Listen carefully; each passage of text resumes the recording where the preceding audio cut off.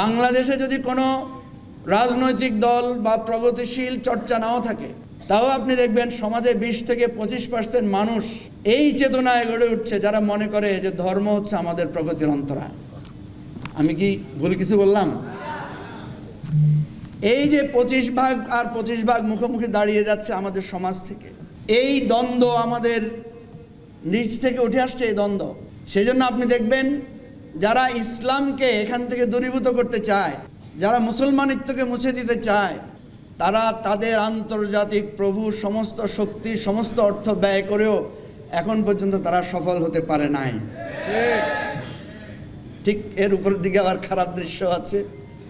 আমরা এত Islamic effort, এত আলোচনা, এত ওয়াজ মাহফিল, এত বক্তৃতা, এত তাফসির, এত ওয়াজ মাহফিল, এত কিছুর পরেও আমরা কিন্তু সমাজের ওই অংশ, ওই সাংস্কৃতিক বিপদগামী বা আমরা যাদেরকে মনে করছি আমাদের উন্নয়নের নাম করে যারা আমাদেরকে পশ্চাৎপদ করতে চায়, তাদের উত্থানও কিন্তু আমরা ঠেকাতে পারি নাই। সুতরাং এই দুইমুখী শক্তির মাঝখানে যারা আছে তারাই কিন্তু আমাদের সমাজকে নেতৃত্ব দিচ্ছে।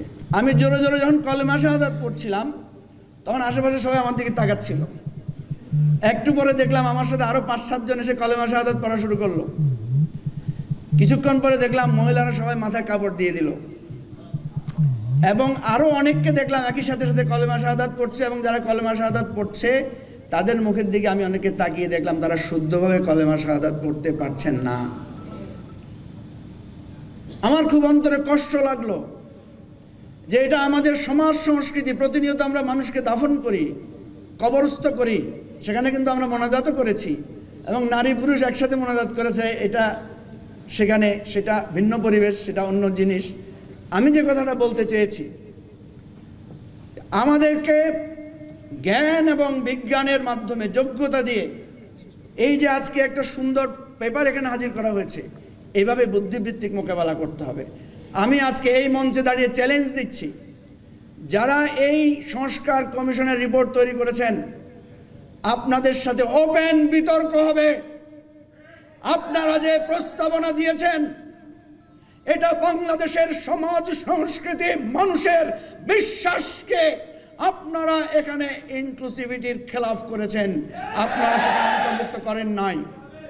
সুতরাং আপনাদের এই নীতিমালা, ওইটাকে সংস্কার করতে হবে, ওইটাকে পরিবর্তন করতে হবে, ওইটাকে আবার রিভিউ করতে হবে।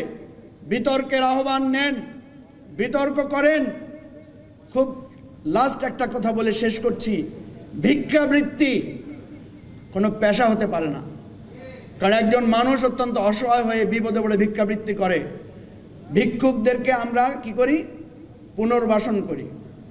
ভিক্ষাবৃত্তিকে পেশা হিসেবে স্বীকৃতি দেই না। বাংলাদেশে যে সমস্ত নারীরা বিপদে পড়ে, বিভিন্ন ফাঁদে পড়ে একটা খারাপ পেশায় গিয়েছেন, আমরা তাদেরকে সেই পেশা থেকে ফিরিয়ে আনতে চাই, পুনর্বাসন করতে চাই। আপনারা তাদেরকে পেশা হিসাবে স্বীকৃতি দিয়ে নারীর অবমাননা করেছেন, নারীদের সম্মান নষ্ট করেছেন। আপনাদের বিবেকের কাছে একদিন এই প্রস্তাবের জন্য আপনাদেরকে বিবেকের কাঠগড়ায়, বিচারের কাঠগড়ায় দাঁড়াতে হবে। এই হলো আমাদের আপনাদের প্রতি আহ্বান। আবারও সবাইকে বলবো, ওপেন বিতর্ক করে এই নারী নীতিমালার বা নারী সংস্কারের প্রত্যেকটি বিষয়ের বিতর্ক করতে আমরা প্রস্তুত আছি। আপনারা আয়োজন করেন। ধন্যবাদ। আসসালামু আলাইকুম।